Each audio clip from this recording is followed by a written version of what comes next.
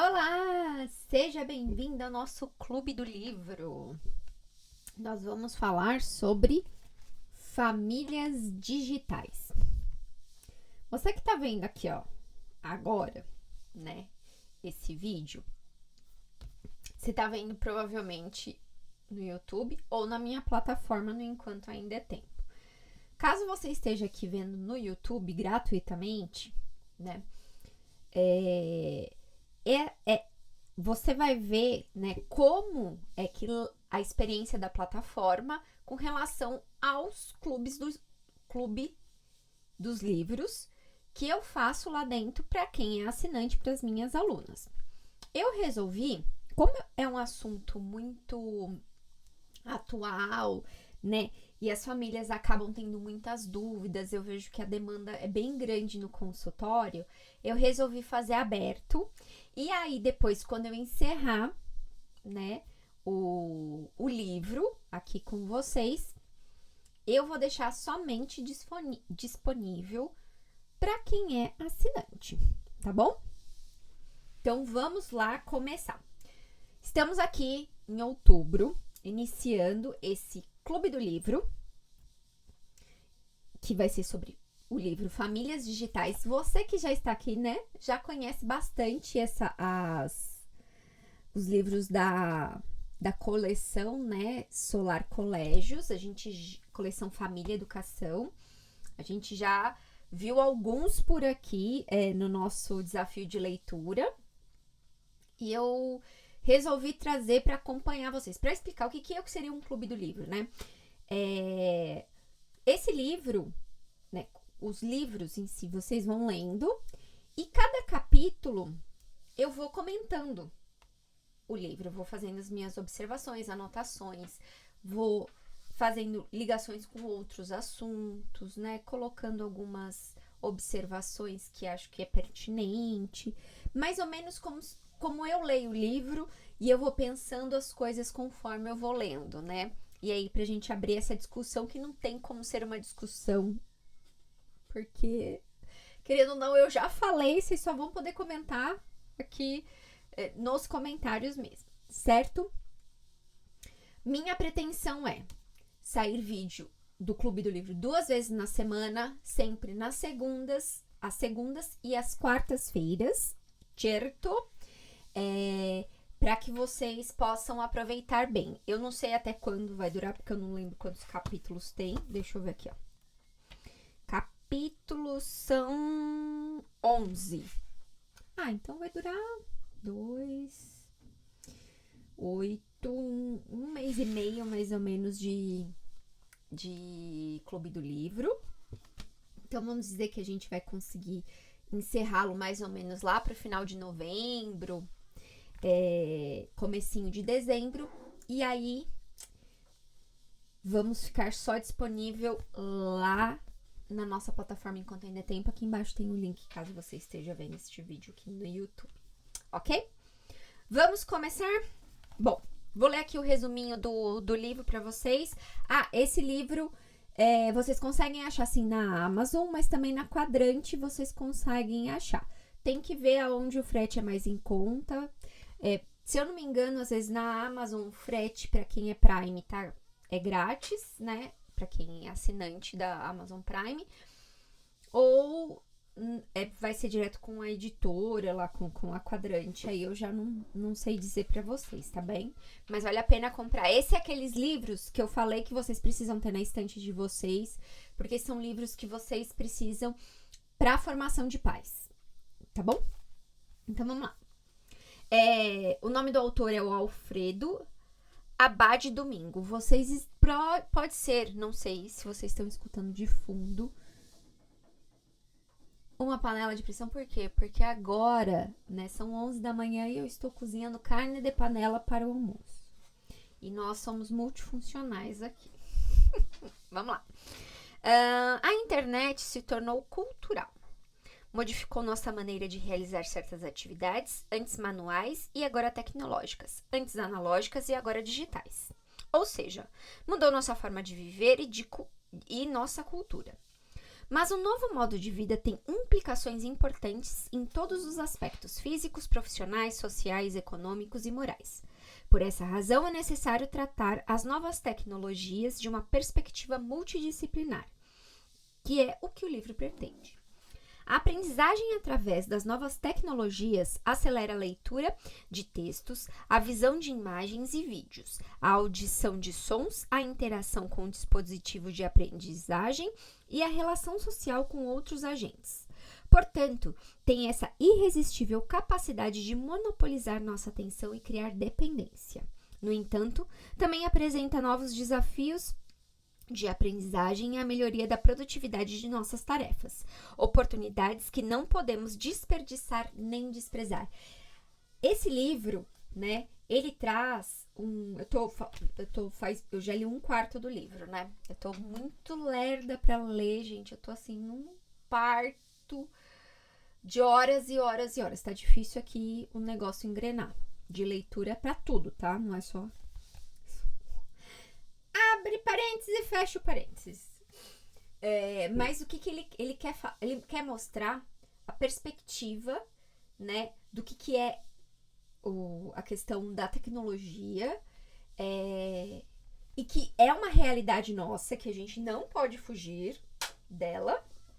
Porém, como tudo, a gente precisa saber utilizá-la e como aplicá-la na nossa vida, tá bom? Vamos lá. Alfredo Abad Domingo, nascido em Madrid, Espanha, em 1961, é formado em Física pela Universidade Complutense de Madrid. Atualmente é professor do Colégio Tajamar, na capital espanhola. Também escreve no blog Curiositas TICS, seu blog de reflexões tecnológicas. Geriu a implantação da tecnologia em centros educativos e empresas editoriais e foi professor do curso de pós-graduação da Universidade Empresa na UNED, Universidade Nacional de Educação à Distância, e em outras instituições educativas e empresariais. Famílias digitais. Princípios e conselhos para conviver em uma sociedade em rede. Então, vamos lá. Vamos começar pelo prólogo. Deixa eu ver aqui o que eu consigo fazer. Tá, vamos pro prólogo e o capítulo 1, ok? Como vocês já sabem, a característica desses livros da coleção Família e Educação, ele tem essa pegada prática e também tem resuminhos, então ele é muito didático, por isso que eu sempre aconselho vocês a terem esses livros, tá bom? Como ele fala lá na apresentação lá do livro pra gente, a internet, ela se tornou cultural, né? E o que a gente entende como cultura é aquilo que a gente cultiva no nosso dia a dia, tá? Cultura vem da cultura é de cultivar, tá? Então, é algo que a gente, hoje, a internet, a gente cultiva no nosso dia a dia, a gente utiliza ela faz parte da nossa vida. Então, por isso que ela se tornou cultural, porque é algo que a gente cultiva né?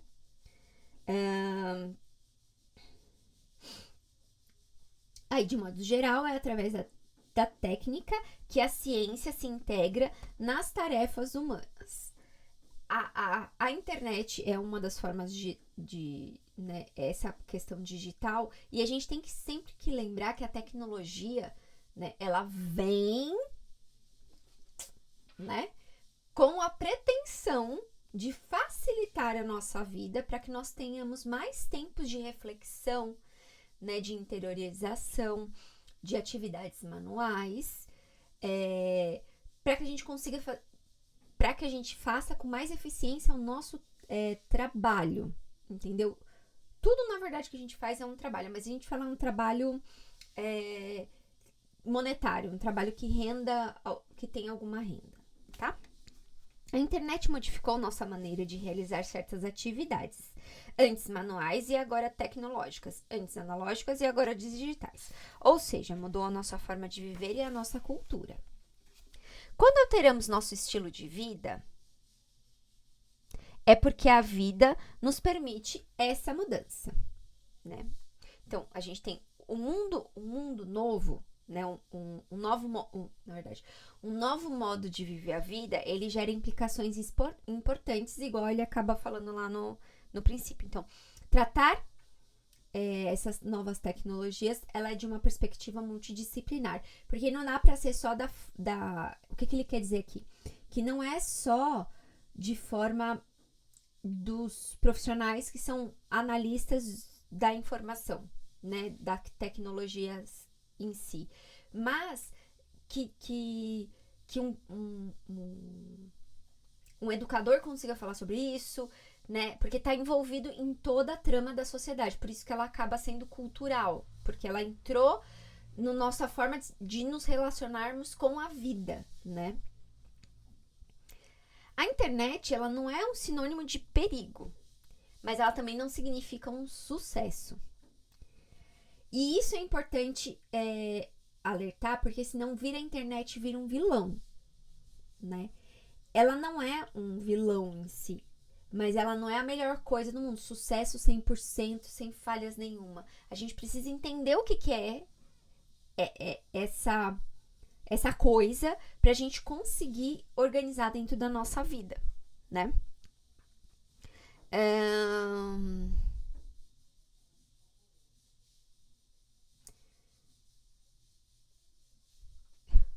Pra quem está acostumado comigo sabe que eu dou bug. Então vamos lá. O adequado seria adotar uma atitude de integração, né?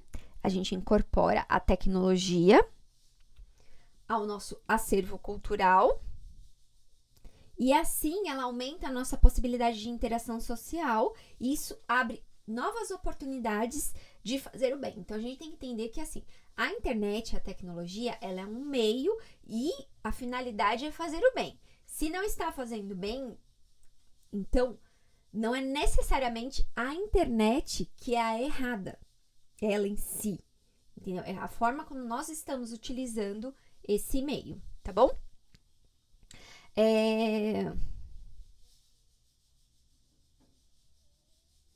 Vamos lá. Preciso entender por que eu fui grifando as coisas, porque eu vou... grifo e eu esqueço. Bom, a capacidade de na comunicação, né? A nossa capacidade de atenção aumenta quando nós colocamos mais sentidos em jogo, né? O psicólogo Edgar Dyle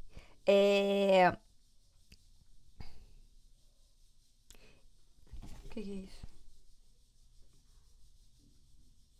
Ele fala sobre o cone da aprendizagem, né? Então, nós aprendemos mais ao lermos e escutarmos, ao invés apenas de escutarmos.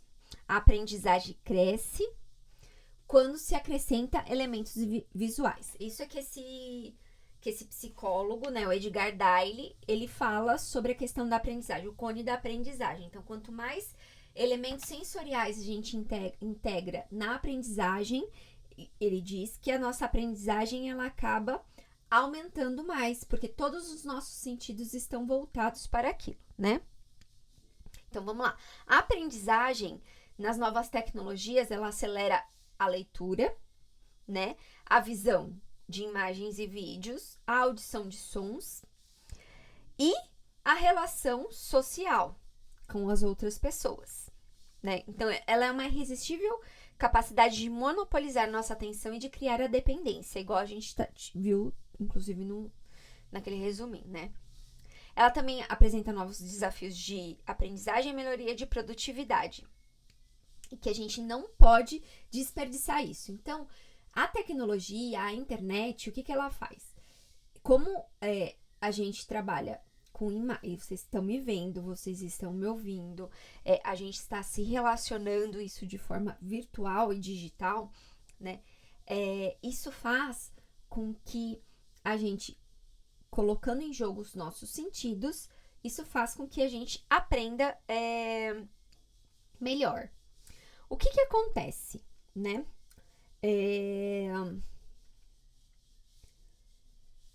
O fato da gente estar também com todos os nossos sentidos em ação, quando a gente está digitalmente aprendendo, há um problema também. Por quê? Porque se você só foca nisso, isso ele vai acabar discorrendo pelo livro. Você fica com um vício de que, para você conseguir aprender, você tem que ativar sempre todos os seus sensoriais. E nem sempre você vai conseguir ativá-lo dessa forma. E com tanta intensidade que o acesso às tecnologias e ao mundo digital dá. Então aqui você vê muita cor, você vê o áudio, você vê... E isso vai aguçando. O problema é que se for só dessa forma, na hora que você sentar para ler um livro, talvez você não consiga se concentrar da maneira adequada, né? Então aí tem um grande problema. Primeiro capítulo. Talvez isso não tenha nada a ver comigo. Por quê? Porque como esse livro é feito para os adultos, né? A gente... E aqui ele tem uma tabela, por isso que é interessante vocês comprarem o livro, né? Ó, deixa eu ver aqui, ó. Que ele fala assim, ó, quem são os nativos digitais, os imigrantes digitais e o analfabeto digital. Normalmente, a gente aqui, ó, a maioria de nós que tem entre 30 e 45 anos, que é mais ou menos o público aqui, 28, nós somos imigrantes digitais. O que é? A gente nasceu meio que com a tecnologia caminhando. Os nativos digitais são os nossos filhos. Eles nasceram com a internet. Entendeu? Eles nasceram com a internet. E os analfabetos normalmente são aqueles que não se utilizam quase do digital. Não é só da tecnologia, tá, gente? Então, vamos lá.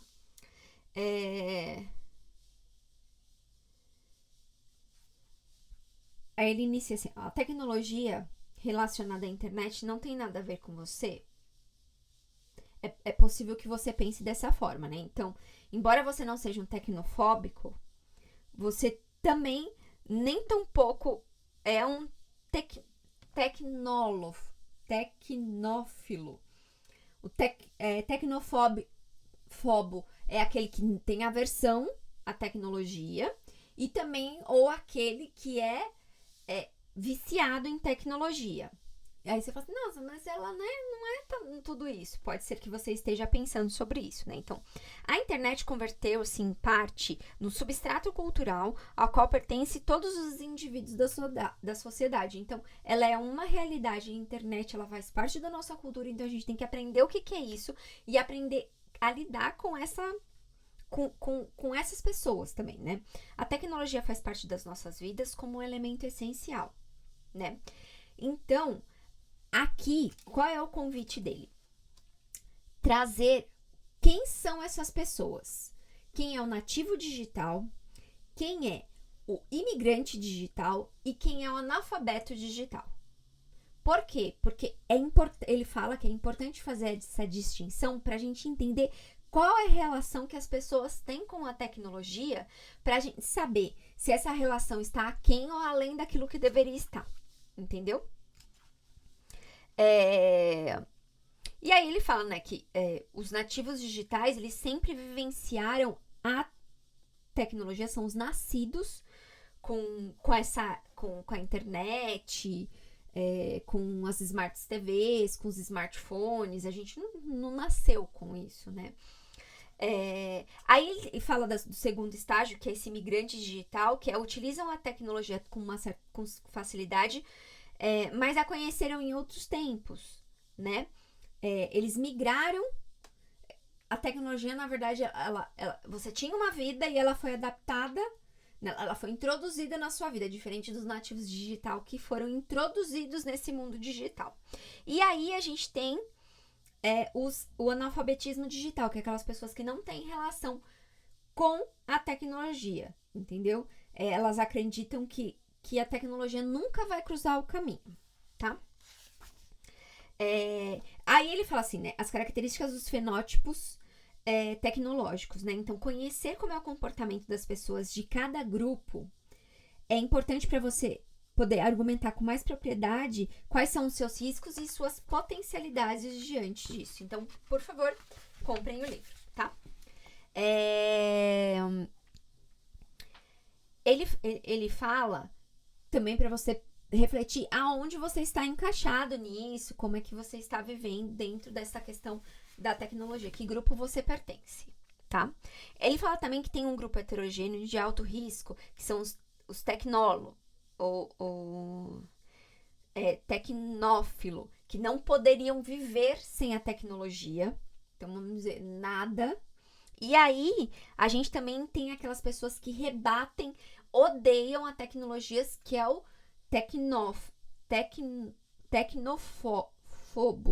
tecnofobo, né?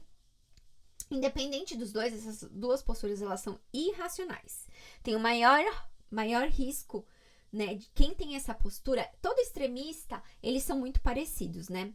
E aí, tem um maior risco de cair na manipulação e no engano, inclusive na tragédia. Então, ambos, eles são suscetíveis. São duas pessoas que são extremamente suscetíveis à manipulação e ao engano, justamente por ter essa visão extremista do meio que se está usando, né?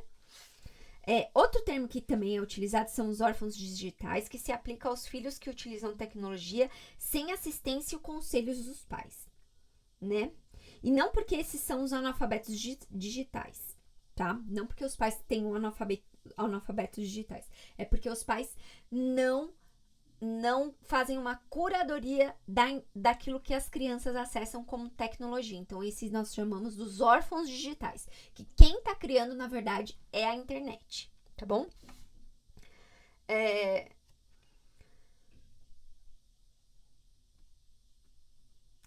O que acontece? Normalmente, esses órfãos digitais, eles têm pais que não acreditam, não consideram a tecnologia importante ou não dispõem de tempo para isso. O não considerar importante é achar que a tecnologia ela não precisa da supervisão deles, tá bom? Isso é que eu acho que é o que a gente tem que mais falar aqui. A instrução é o cofre no qual se guarda o sucesso. Instruir-se é educar. A instrução, ela nos leva a conhecer fundamentos sólidos e verdadeiros para basear o nosso modo de viver e de nos comportarmos. Por isso, você não pode deixar o seu filho órfão digital, tá? Então, uma pessoa bem instruída é o quê? Ela conhece a si mesmo, a verdade do que é, conhece a realidade, a verdade do que a rodeia, sabe como deve se relacionar com a realidade, a verdade de sua sociabilidade, conhece os caminhos que a levam do ponto em que se encontra até o destino ao qual quer chegar, a verdade de sua capacidade transformadora, decide por meio de reflexão qual desses caminhos é o mais apropriado e determina-se a segui-lo, prudência, e além disso está capacitada, graças às virtudes humanas, para superar as dificuldades que se apresentam no caminho que escolheu livremente. Gente, só um minutinho. Deixa eu desligar aqui o negócio.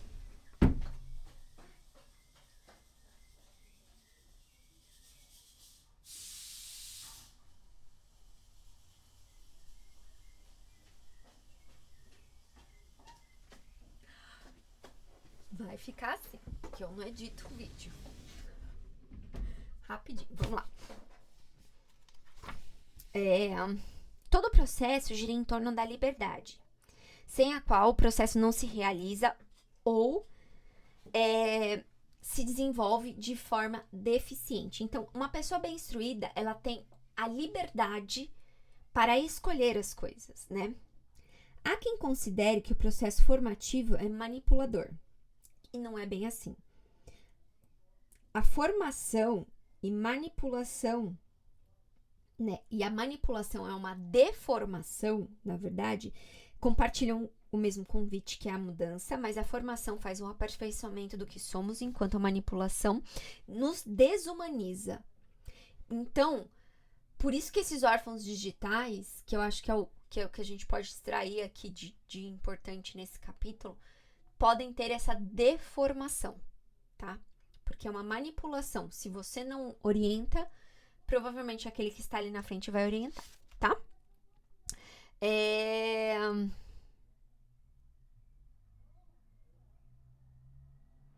Não posso fazer qualquer coisa a qualquer preço. Então, vamos lá. Processo de...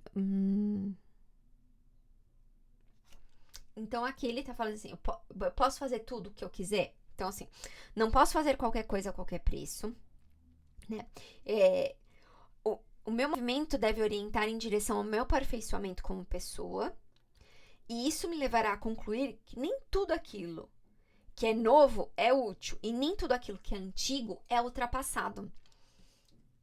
Essa é a grande chave para a gente saber utilizar bem essa tecnologia e as formas digitais que a gente tem dos aparelhos, né? A tecnologia se entrega no modo, na vida humana, né? Na vida de modo humano e razoável, né? Então, a gente pode fazer isso. Então, para isso, nós precisamos exercitar a liberdade, o que devemos e porque é bom fazer, que é muito diferente, porque nós temos a oportunidade de fazer. Então, para que a gente consiga integrar essa tecnologia ao nosso modo de vida humana, a gente exercita a liberdade de que modo, né? Sabemos que devemos fazer porque é bom, que é diferente porque nós temos a oportunidade de fazê-los, lembra? Não é a oportunidade que faz o ladrão, é o ladrão que faz a oportunidade, tá? A liberdade pessoal é saber o que devemos fazer. Então, nós precisamos adquirir a instrução. O segundo é esforçar-se em fazer isso e fazer o que é bom, né? Portanto, é preciso praticar as virtudes humanas para que a gente consiga esforçar-se para fazer isso bem, entendeu? Uma criança e um adolescente não dão conta de fazer isso sozinhos, né? Porque para usar bem a internet é necessário um aprendizado, entendeu? E essa criança e esse adolescente, eles ainda não estão totalmente formados para conseguir sozinhos fazerem bem essa escolha, tá bom? Os pais e os educadores são responsáveis por essa instrução. Então, a gente precisa moderar as suas atividades e fazer algumas regras do jogo, de como se utiliza. Os adultos, eles estão, né, ele traz isso, que se nós adultos estamos livres desse problema, é claro que não, né? Nós também podemos fazer mau uso de nossa liberdade, tá? Não devemos nos preocupar se algo pode ou não pode ser feito do ponto de vista legal, mas sim pensar se devo ou não devo fazer tal coisa, ou seja, se isso é bom ou mal do ponto de vista moral. A gente está numa época onde só a legalidade, aquilo que a lei permite é o que deve ser feito, e nem sempre aquilo que a lei permite é moralmente bom, tá bom? E nem sempre aquilo que a lei não permite é moralmente ruim. Entendeu? Nem tudo que é legal é moral, bem como nem tudo que é imoral é ilegal. A moral é um guia que ela considera a nossa natureza, a nossa dignidade como pessoa e mostra o que é bom e nos aperfeiçoa e nos leva à felicidade. Então, é isso que é a moral, tá bom? Não basta que os pais estabeleçam barreiras domésticas legais de lei. Eles têm de instruir o seu filho para que ele mesmo saiba o que deve saber, né?